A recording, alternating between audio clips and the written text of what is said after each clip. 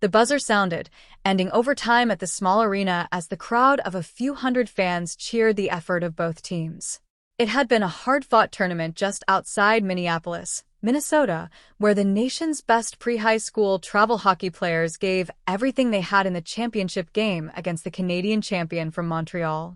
Even after the overtime period, the game was still deadlocked in a tie as the predominantly high schoolers skated over to their coaches for instructions. "Oh no," screamed Kristen, grabbing her head nervously. "Is it a shootout? Please don't tell me that." "Of course it is," said Brody, reaching over and rubbing his wife's back. "You've been to a million tournaments for the last 2 years. You know it is." "Yeah, but he played with kids his age, not this crazy team. Where is he playing with these big kids?" "I can't take the pressure," said Kristen, biting her nails as she stared down at the coach giving instructions to his players. "Please don't let him pick Polly. He's only just 12 and it wouldn't be fair to put that much stress on him."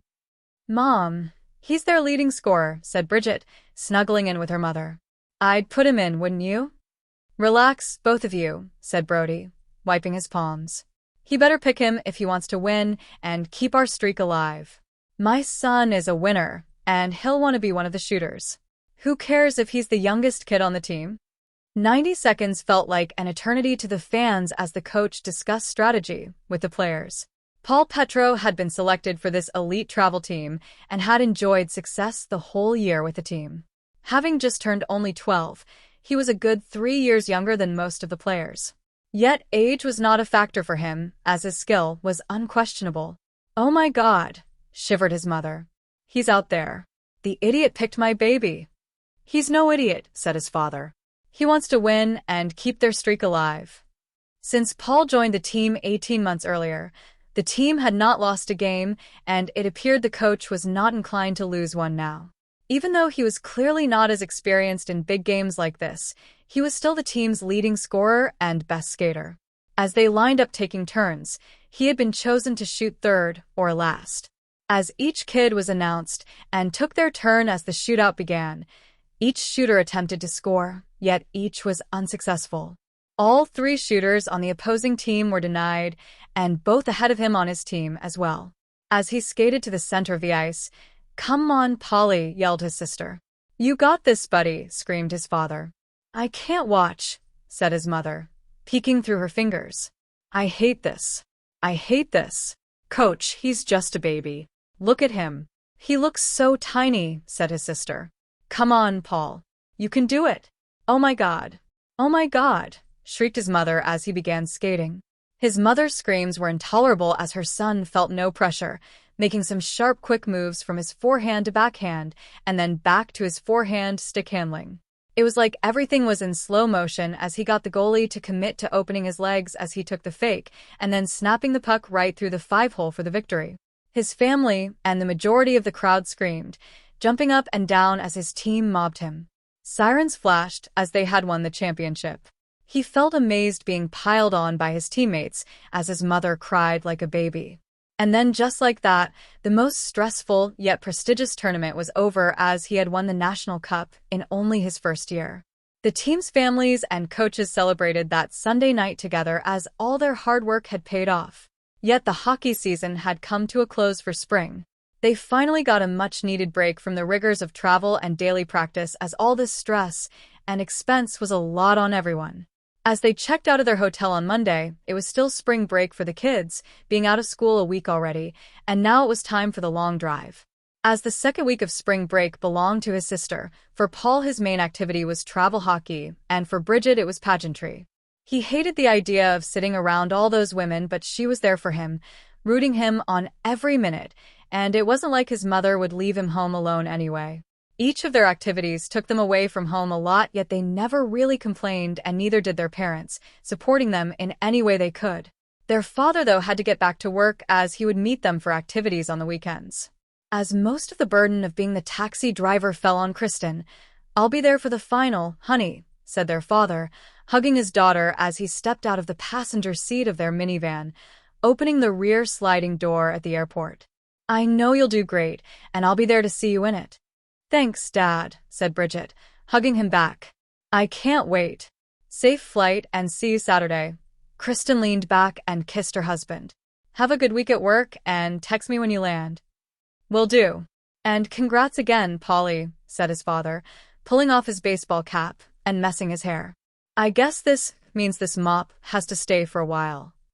Of course, Paul replied, brushing the mess from his eyes and tucking his long hair behind his ears, putting his hat back on.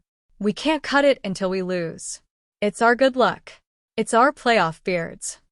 Please don't remind me.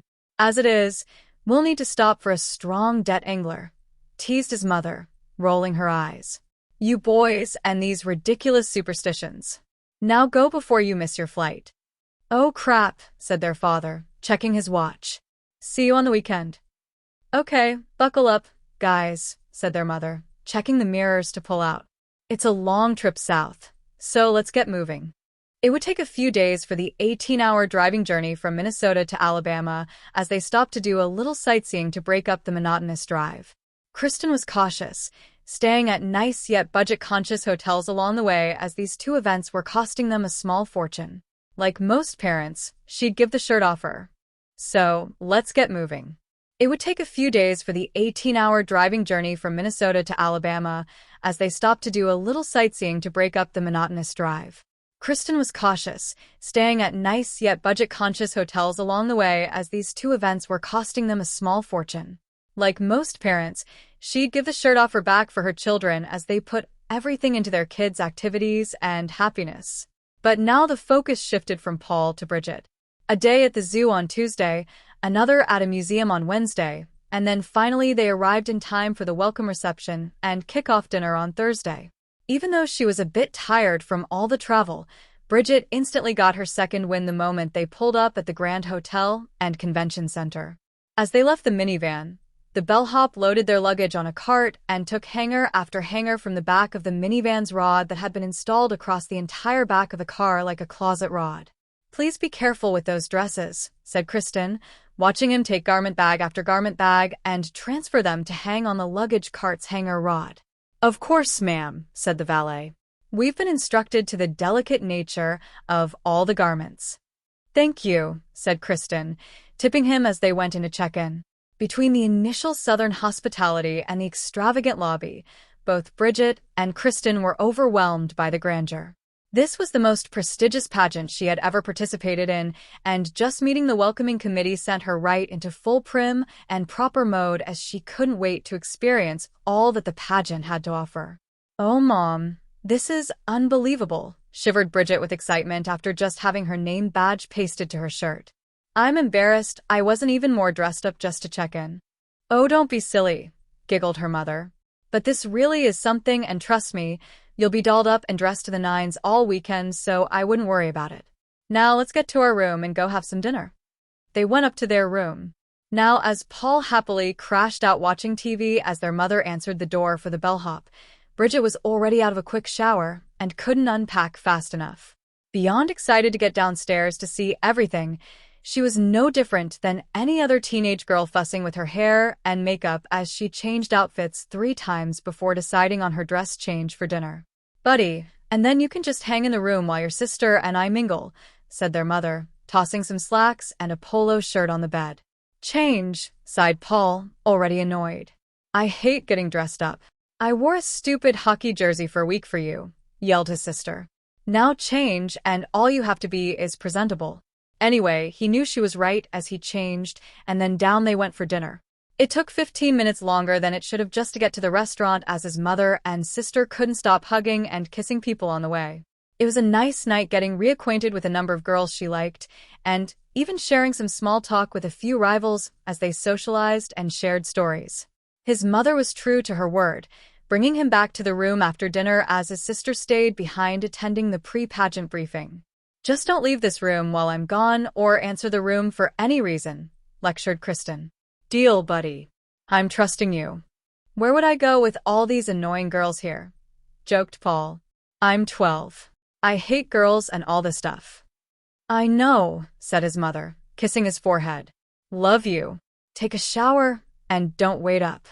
Paul was just thrilled to not be involved as he showered and then kicked back relaxing.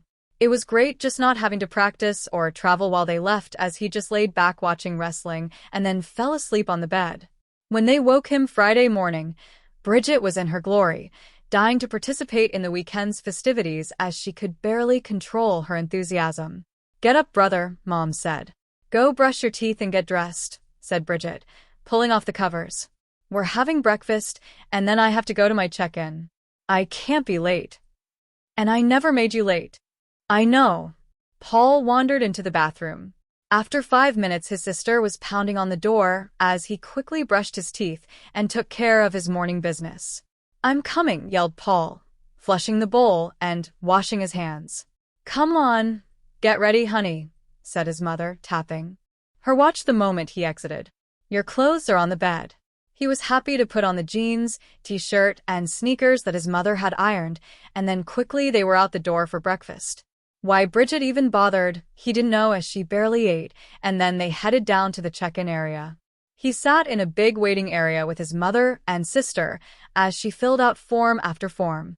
He was one of the only boys there, as he just sat patiently playing games on his iPad, while the women talked nonstop, cackling like hens as he did his best drowning out everything with his headphones in his ears. "Oh, so lovely to see you again, Kristen, and congratulations, Bridget, on making it to the pageant," said a woman with a headset on and a clipboard in her hand. "Good morning, Lillian," said Kristen softly, shaking her hand. "This place is absolutely gorgeous." "What a wonderful selection of a venue, isn't it?" said Lillian, full of herself. "I've been dying to bring my pageant back here for years, and, at least finally, now we have some contestants worthy of a place like this." "Oh yes, from the looks of the beautiful young ladies I've seen so far," said Kristen, hating the pompous nature of Lillian. "It seems you do." "I know," said Lillian, checking off some things on her chart. "So, I'll need you to get to hair and makeup. Bridget, you're slotted for 10:15 just down the hall in the salon. And then once you're back here, you can change into your first dress at 11:30 for 12:15 runway and round 1 of judging. And you have a picture of your dress and have an idea of how you want your hair, right?" "Yes, of course." "I'm very organized," said Bridget, showing off the dress on her phone. "I have everything outlined for each change." "Excellent," said Lillian, checking off some more boxes. "Then run along, please." "Thank you, Mrs. Linfield." "I can't wait," yelped Bridget, grabbing her pocketbook before hugging her mother and scurrying down the hall. For the next hour, Kristen socialized with the other mothers while their daughters were getting made up, and Paul just sat in the corner quietly playing video games with his earbuds in. Every now and then one of the girls would return and the women would fuss over them, building their confidence as they took turns changing into their first-round pageant dresses. When finally Bridget returned made up to the nines, her mother was almost to tears seeing how beautiful she turned out. "Oh, Bridget," sighed Kristen, trying to keep it together. "Don't you love it, Mom?" said Bridget, framing her face proudly with her hands. "I told you the highlights would really sparkle once they put it up." "You're so right, honey," replied her mother, inspecting every inch of her hair and face. "You almost look like you should be getting into your senior prom gown and not some pageant. The curls, the updo. You're so beautiful, and you look so damn mature. I almost feel sick." "Easy, Mom," giggled Bridget, loving it. "I'm only 14, and Dad would freak just hearing you say that." "I know," said Kristen as they both cracked up. Kristen looked mature and glamorous beyond her years now, with sparkling fuchsia lips and blended violet eyeshadows. Her mother was used to seeing her heavily made up during pageantry with big lashes and flawless skin. Yet this time it seemed so much more dramatic. She had recently convinced her mother to allow her to add platinum highlights to her already dyed golden locks. Yet now with her latest style, she looked ready for the red carpet. The stylist had taken her long layered straight hair and rearranged it into a side-parted sleek updo that quickly climbed into 2 layers of 3-inch pinwheel curls. It was a style that Kristen had found a picture of in the latest Teen Vogue magazine. Yet the result on Bridget was more than she was prepared to handle. Seeing it and loving it in the magazine was one thing, but now her daughter donning the look she had seen on a model was almost overwhelming, as she could see the confidence exuding from Bridget. "I'm going to go change, Mom," said Bridget, grabbing her dress from the rack. "You may not have noticed, but almost everyone has changed already." "Good idea," Kristen said as Bridget was right as half the girls were now dressed and left the room. She took her little suitcase with her shoes and hose and went into the dressing area to change. After a few minutes, out popped her head through the curtain, frustrated and looking over at her mother. Mom. Please come over here, stuttered Bridget, poking only her head through the curtain. Please hurry up. Relax. You know I have more hose in the bag, said her mother. You know I always do. No, it's not that, said Bridget, wiggling her fingers. My tips aren't that sharp and I didn't rip anything, but something's wrong with my dress. It's not fitting. What are you talking about? Your grandmother just finished that, replied her mother, coming inside the dressing room. Of course it'll fit. You haven't gained a pound in months. It's not closing and it's too short, said Bridget, starting to get emotional. It couldn't be my boobs. I've been dying for them to blossom a little, but they haven't. Oh my God, Mom. Something's wrong. Stay calm, Bridget, said her mother, trying to close the zipper in the back. Maybe you're bloated, but your period was 2 weeks ago. You shouldn't be. And I didn't grow 6 inches, screamed Bridget. It won't close, and it's too short. Okay, easy. Take it off, said Kristen, trying to stay calm. Let me go get your other dress. Worst case, you'll wear that first, and I'll get another dress from the room. Remember, we brought 3 extras in case you changed your mind anyway. Okay, said Bridget, calming down as her mother ran out and got the other dress. You must be kidding me, Mom, shivered Bridget, trying on the next one. This can't be happening. I don't understand it, said Kristen, as again it was too short and wouldn't close. Could your grandmother have made a mistake? Please don't say that, Mom, cried Bridget, now in full panic mode. I will freak out. I'll be eliminated if I don't get out there. Just sit here for a minute while I call her, said Kristen, darting out of the room. I'll figure something out, honey. Kristen hurried back to all her stuff and quickly dialed up her mother. Mom, it's me, mumbled Kristen. We've got a problem with Bridget's dresses. Nothing is fitting. Oh dear, maybe she's carrying a little water weight, said Bridget's grandmother. You know how hormonal they can be at her age. I know she doesn't want to because she's been dieting like a fiend, but make her use one of the Spanx or lightweight body shapers we used with the sleek gowns last year. That should help. Mom, you're not listening, yelled Kristen at her mother. Don't you think I would have done that already? Well, get through tonight, dear, and if you want to tell your father that we'll need to change to an earlier flight. I don't mind coming earlier and letting out the dresses a little, said her mother nonchalantly. You know we wouldn't miss the big Saturday night portion of the show, but you know how he hates all the prelim stuff. Mom, maybe you're going senile on me. It's not even close to zipping up, and how does that explain the dress being way too short? Screamed Kristen, frustrated, muffling the phone with her hands so Bridget couldn't hear. No alteration will fix this. Somehow you screwed up your measurements, and this is a custom-only glitz pageant. Everything must be handmade to fit. Of course I know that, Kristen.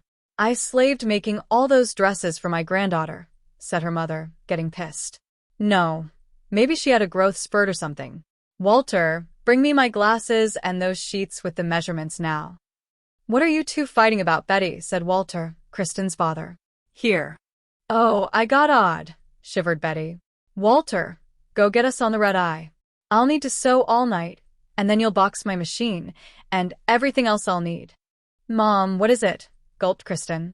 Kristen, tell Bridget Grandma's sorry and I'll make it right, said Betty, discombobulated.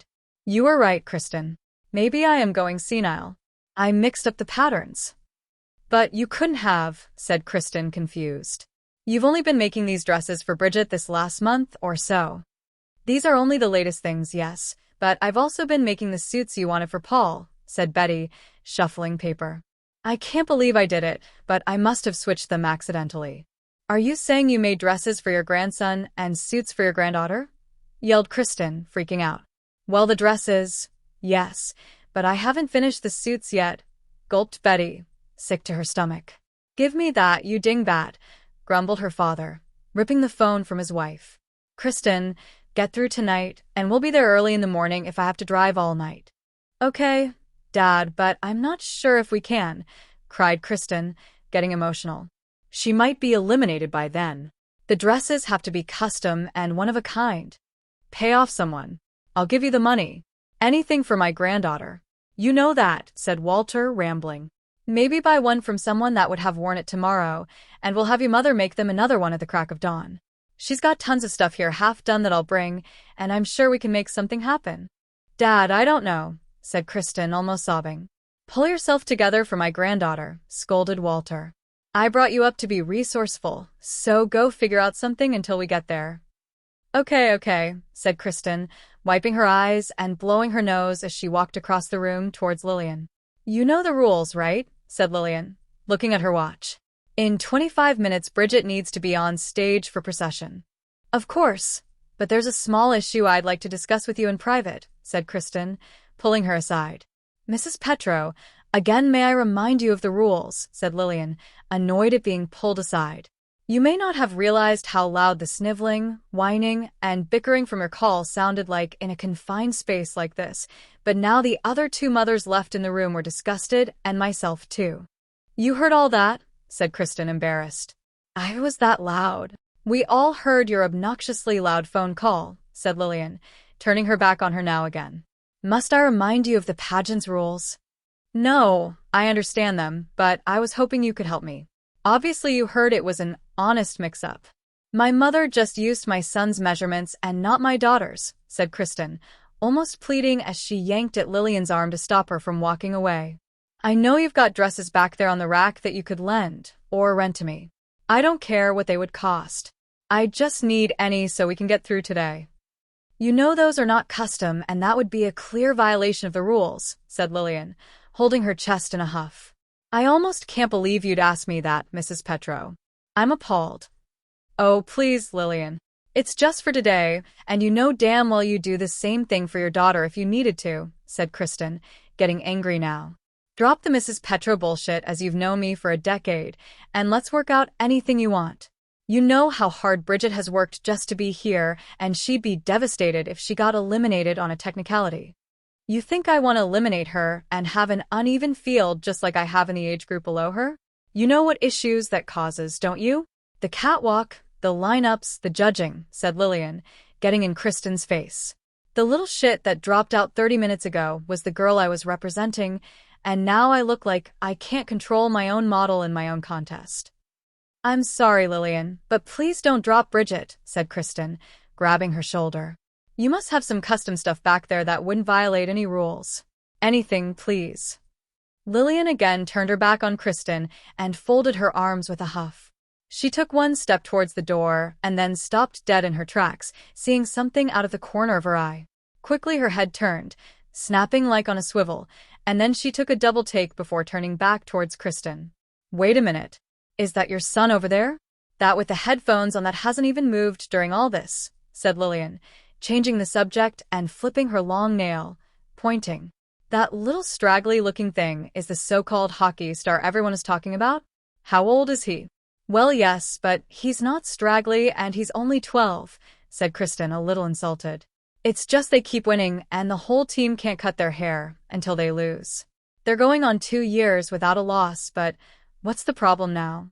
He's just playing his games and not bothering anyone. I saw a few other mothers with boys back here, and it's never been a problem before. Marcy, can you come up here please and stat, said Lillian into her headset and walking towards Paul.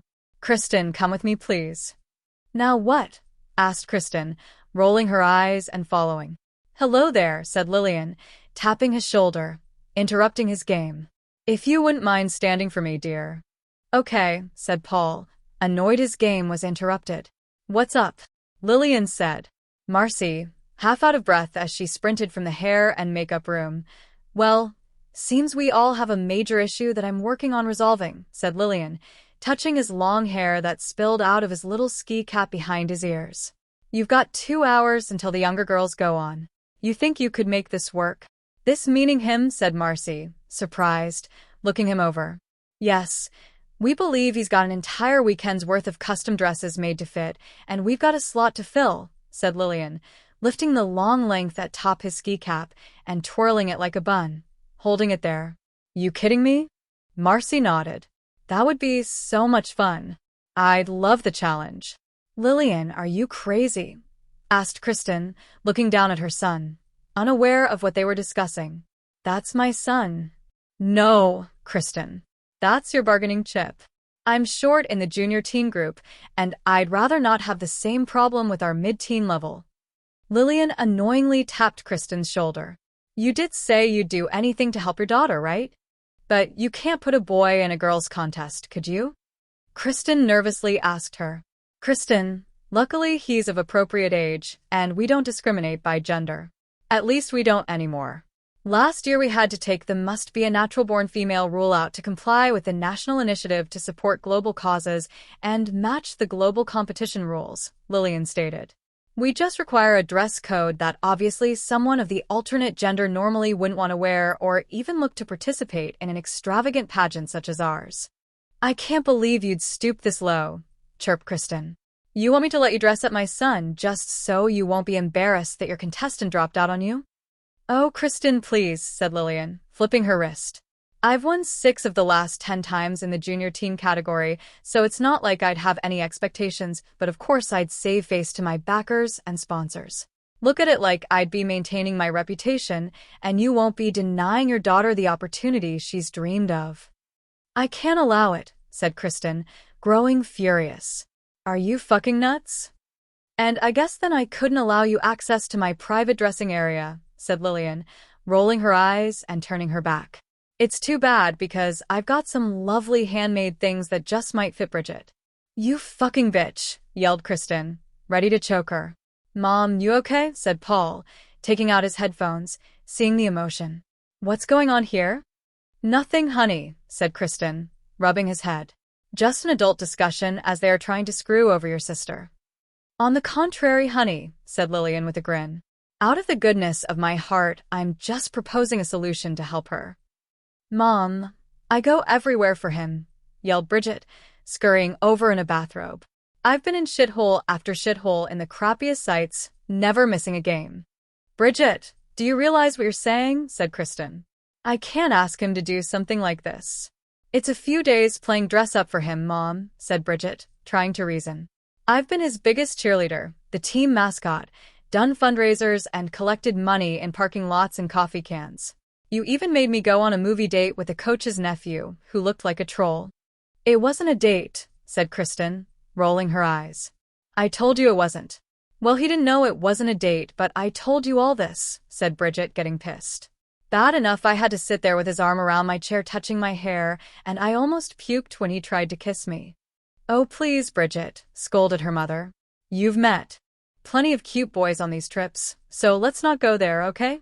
I'm not stupid, and I've given you plenty of trust to go out a little. Your father would kill both of us if he knew about some of the times I've allowed you out. Yeah, out stuck in the middle of nowhere, yelled Bridget, folding her arms. Bored to death doing next to nothing while supporting little Gretzky over there. She's right, Mom, said Paul. If you need my help with something, Bridget, why didn't you just ask? I'm asking now, said Bridget, looking him in the eye and starting to tear up.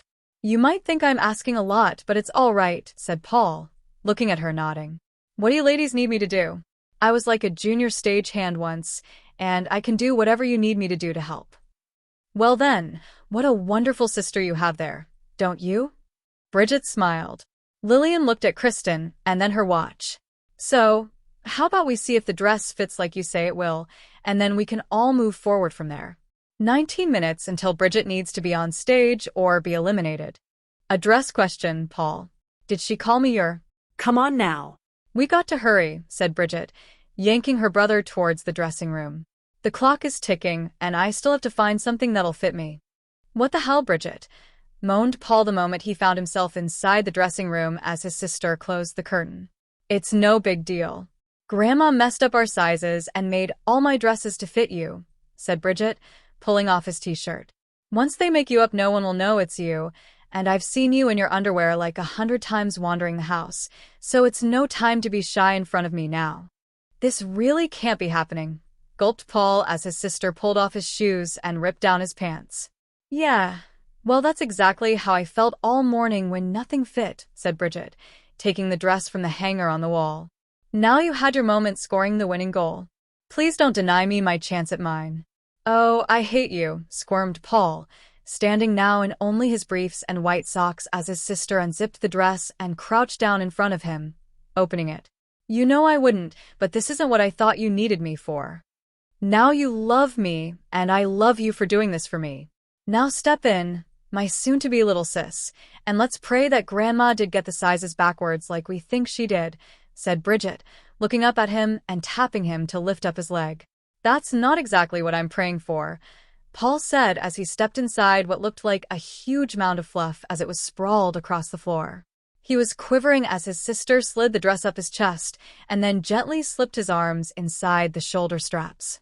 It was hard to believe any of this could be happening, he thought, as she straightened the fit and then hopped behind him, grasping the zipper on his lower back. "Oh, thank you, squealed Bridget as he felt the zipper stop on his back before excitedly circling him, jumping for joy. "She did reverse our sizes. I can't believe it. Thank you. I can't pull this off." Paul was stunned, looking down at himself encased in this immense floor-length dress. "I'll fall on my ass just taking a step in this." "Stop being a baby," said his sister, finger brushing his hair from behind his ears and onto each shoulder. "Hold my hand. Just be careful not to step on the dress. Take little steps and you'll be fine."